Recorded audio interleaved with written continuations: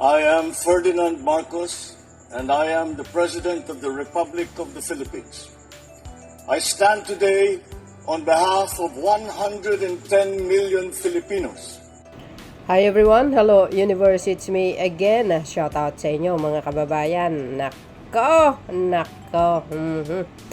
Siguradong manggagalaitin na naman ang mga DDS ha. Lalabas na naman yan, magrarally.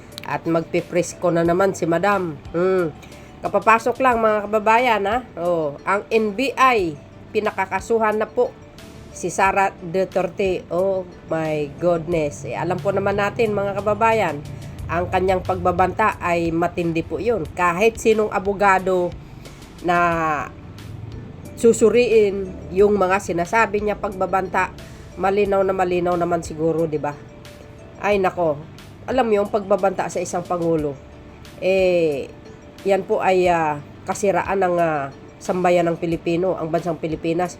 Kasi siyempre, pangulo ng bansa po yan eh. Ang minsan tinatanong ko, ano bang kasalanan ni PBBM kay Sara Duterte? Hindi naman siya inaaway. Di ba? So dahil dito mga kababayan, yung sabi po dito guys basahin po natin mga kababayan. Breaking news ngayon lang sabi po ng Global Daily Mirror. Nako guys ito ay news ito sa buong kapuluan ng Pilipinas. Viral ngayon kahit saan nyo tingnan nyo Ay sabi, NBI recommends filing of criminal case. Goes criminal talaga versus BP Sara. Nako. Shout out sa mga Marcos loyalists and supporters, Filipinos and OFW. Ano guys ang kapalagayan nyo? Palagay ko hindi mapalagay yung mga dilis nito. The National Bureau of Investigation, which is ang NBI, has recommended the filing of inciting to sedition and grave threats complaints against Vice President Sara Duterte. Goes. Nako. Yan. Kung natatandaan nyo, ang sabi ng Pangulo, hindi niya papalagan. Ito na. Ngayon nyo masasabi. Ngayon nyo sasabihin na weak leader si Pangulong Marcos Jr. Batas ang pinapairal, walang sinasanto kahit sino. Kaibigan niya pa yan. Basta pag nagkasala, wow.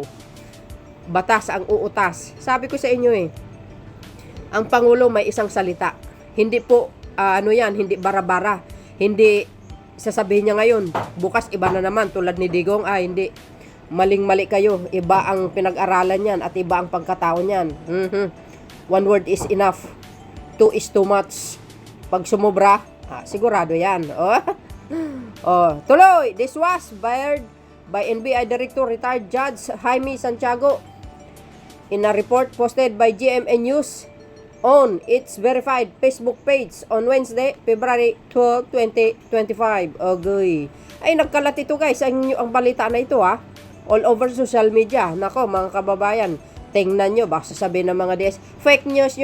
Talaga lang. Fake news i-verify nyo ang channel ko kung fake nyan. Mga luko-luko kayo ini-report nyo ang channel ko Saan banda dyan?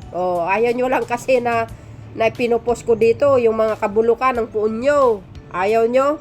Social media ito, kailangan ipakalat sa buong kapuluan ng mundo para malaman ang kabulukan. Nang sa ganun, pagdating ng eleksyon, ang mga mamayang Pilipino pipili ng tamang kandidato. Hindi mga kandidatong pulpol. Tuloy. Ayan, the criminal complaints stem from the threats allegedly made by Duterte in an early morning press conference in November 24. Last year yan. Versus President Bongbong Marcos, First Lady Lisa Araneta Marcos, and Speaker Martin. Yan ang sinasabi ko. Ito kasi, walang preno ang bunganga nitong babaeng ito.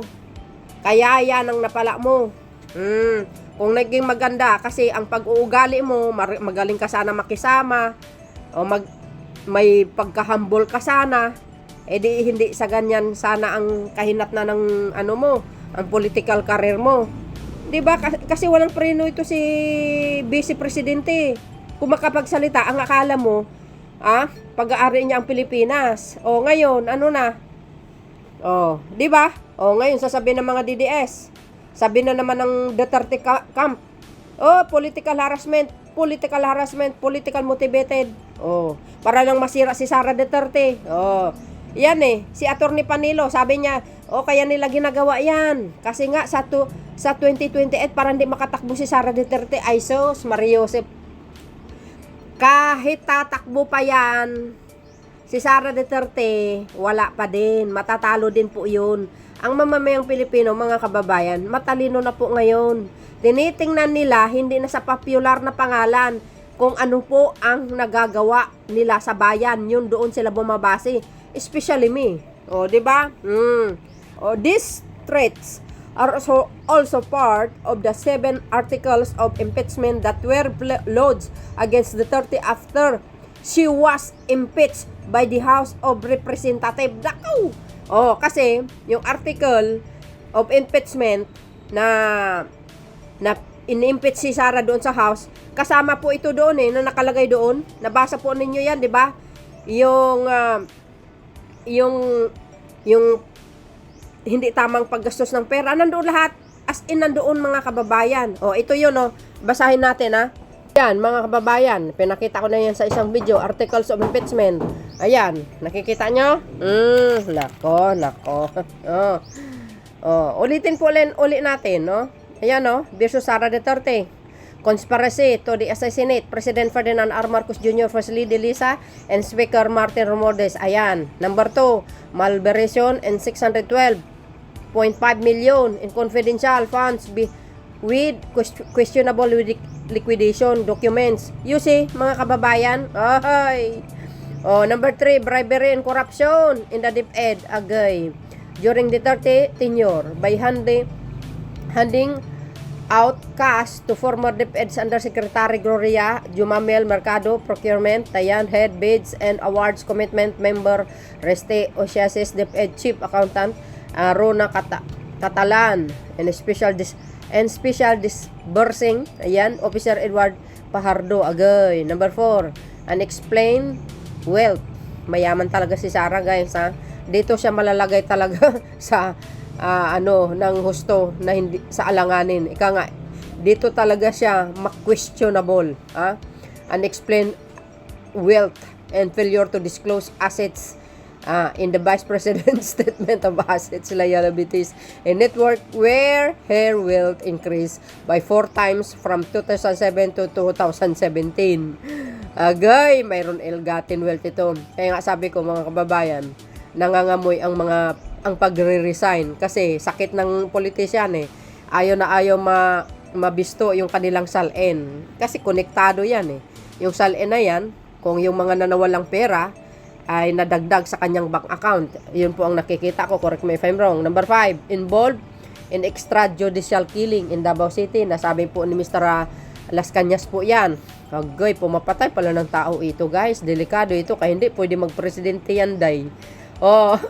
Shout out sa mga Bisaya. Destabilization, insurrection, and public disorder effort, which include boycotting the State of the Nation. Alam po natin, hindi siya pumunta sa State of the Nation. Ang sabi niya, while declaring herself designated survivor. Tapos, leading rallies calling for Marcos' resignation, obstructing congressional investigation by orders of subordinates not to comply with subpoenas threatening bodily harm against the first couple and Romualdez. Diba, sinupina ng NBI ito, hindi pumunta. Ganon din sa House Committee, diba? Puro pagtatanggi lang ang alam niya diba? Tapos kasama po siya doon, umattend sa rally ng Maisog Rally, tsaka sa Liwasang Bonifacio. Anong sinabi ni Baste? Resign BBM. Nandoon yung si Sara. Biro mo, Vice President ka. Tapos secretary ka ng DepEd, nandoon ka. Hindi ka ba naman tanga? Diba? So malinaw na malinaw doon, pagka-aklas yun sa gabinete ni Pangulong Marcos Jr. Bilang gabinete ni Pangulong Marcos Jr. O edi, dapat nag-resign na siya. O edi, baka launa nag-resign siya. 7. The totality of the Vice President conduct as the second highest official of the land. Dahil yan, kakasuhan na siya ng NBI. So, do you think, mga kababayan, pag kinasuhan yan, mga bes, for sure dadalo yan. Kung hindi man siya dadalo, Ay yung mga alipores niya siguro, malamang sa nakikita ko mga kababayan, baka sa investigasyon ng NBI i-include dito lahat. Lahat ito. Pag sa korte na, 'di ba? Baka ito maisasama na kastiguhin si Sara Duterte. Iimbestigahin talaga sa diyan. Baka i-include yan lahat ng yan yung article of impeachment, isasama lahat yan. Maniwala kayo sa akin. Kung hindi man, then, well, okay lang. Kasi ito para sa aking kaisipan lamang. Malamang mga kababayan, kung iimbestigahan yan pag nasa korte na, halimbawa nasa harapan na ng court, magbalasahan na, tungkol dito sa number 1 na ito, conspiracy to assassinate, ay nako, madadrag lahat dito guys. Ito, lahat yan maisasama na po doon sa paglilitis. Nako, talaga naman, agay. Ayan NBI recommends filing of criminal case versus BP Sara. Agay, paktay kayo ni Day. Ay nako, kaya minsan maiisip natin, sinasayang nyo lang yung kasikatan ninyo. Kayo rin naman na mismo ang sumira sa pagkatao ninyo. Alam nyo mga kababayan, tayong mga mamamayang Pilipino, tayong mga tao, alagaan natin yung sarili natin, yung dignidad ng pagkatao natin, yung credibility ng pagkatao natin, lalo na pag sa mataas na posisyon ka sa gobyerno, alagaan nyo yan. Huwag nyo lagyan ng bahid ng karumihan. Para nang sa ganun, pag tumakbo kayo, pagdating ng panahon, mananalo kayo. 'Di ba? Kasi sabi ng tao, ay magandang performance 'yan. Walang bahid na korupsyon. Ganun Ang mamamayang Pilipino, matalino na mga 'yan. Iba noon, iba ngayon. 'di ba? Kaya 'yan. Sasabihin niyo naman, ay, walang kwentang pangulo si Pangulong Marcos Jr. Saan banda? Anong dahilan? Anong basihan? Sige nga. Batas ang pinairal niya. Hindi niya talagang hindi niya palalagpasin yan. Papalagan niya. Yun ang sinabi niya ito. Tingnan nyo ito yung sinabi ni Sara. I did not make an assassination threat to the president. Sila lang nagsasabi niyan. Sila lang nagsasabi may assassination. Sila nagsasabi may assassin, may gunman. I did not say that. May kinausap na ako na tao. Sinabi ko sa kanya, kapag pinatay ako, patayin mo si BBM, si Lisa Araneta, at si Martin Romualdez. No joke. No joke. Nagbilin na ako, ma'am. Diba? Ano guys, ano masasabi nyo kay BP Sara? Na amnesia? Diba? Parang walang pagkakaiba sa kanyang ama. Sasabihin niya ngayon, bukas iba na. Diba? Parang grabe. Nuknok ka ng sinungaling. Di mo alam kung sino si Sara Duterte dito sa dalawa. Baka yung isa piatos. Sino yung totoong Sara Duterte dyan, mga kababayan? Kasi nag-iingat sa mga pinagsasabi niya. Ang akala niya kasi, kayang-kayanin niya ang mga Pilipino.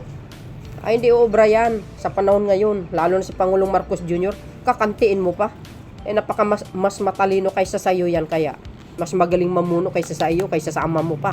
Diba? Ngayon, ito, malinaw na malinaw. Wala daw siyang sinabi. Nuk-nuk ka ng sinungaling, mga kababayan. Kayo nang balang humusga sa mga pinagsasabi niya. See? Ayan guys Tagalog daw, Tagalog. Sabi po ng Net 25. Just in yan 30 minutes. Today. Isinumiti na ng National Bureau of Investigation, which is ang NBI sa Department of Justice, ang rekomendasyon na kasuhan si Vice President Sara Duterte na ang sedisyon at grave threat dahil sa kanyang pagpatay kay Pangulong Ferdinand R. Marcos Jr., First Lady Lisa Marcos at House Speaker Martin. Ayan goes. Ano guys ang kapalagayan nyo? Tinagalog lang kasi may nag-request Tagalog daw. Tagalog English, ayan mga kababayan. NBI. Ayan ang date natin today. NBI nirekomenda ang kasuhan si BP Sara Duterte dahil sa umunay kill order kay PBBM. Ayan. Ngayon, yung kaso na yan, sabi ko nga kanina, baka yung pagbanta sa Pangulo, hindi lang po yan. Pag nasa ano yan, pag sa paglilitis na sa loob ng korte, malamang maisali na po yun yung nasa impeachment article. Sigurado po yan. Correct me if I'm wrong. So yun guys, anong po ang masasabi nyo? Malamang mamaya yan, magpresko na sila. Matuloy man ang impeachment o hindi, tuloy pa rin ang pagkakaso kay Sara Duterte. Hindi po papalagpasin yan ng pamahalaan. Tandaan nyo yan. Sabi nga ng Pangulo, kaya niya palang patayin ang isang Pangulo ng Pilipinas. How much more? Ang mga marilita, ang mga inisingting tao, ang mga Pilipino na walang kalaban-laban. Tama. 'Di ba? Ang lakas loob niya magbanta. May kapasidad siya na kaya niya gawin 'yun. Dahil pag once na namatay ang Pangulo, sino ang makikinabang? Siya rin naman. Ngayon pag siyang nakaupo, ano nga 'yun ang mangyayari sa bayan na ito, sa bansa na ito? Back to zero na naman tayo. Balik lahat ang mga pugo. Mga drug lord, balik na naman. Balik na naman ang tukhang. Tandaan nyo, sabi ni Las Cañas, tukhang girl yan Yan. Kaya tayo mga kababayan, marunong tayo pumili ng tamang kandidato ngayon 2025. Piliin natin yung mga kandidato na sumusuporta sa Pangulo. Di ba? Sobrang sakit yung speech niya sa Ilocos Norte, yung alyansa doon na speech ni Pangulong Marcos kahapon. So yun guys, ang aking pinaka-latest updates video. Okay? See you again on my next upload video. Bye bye bye and baboos. God bless Philippines.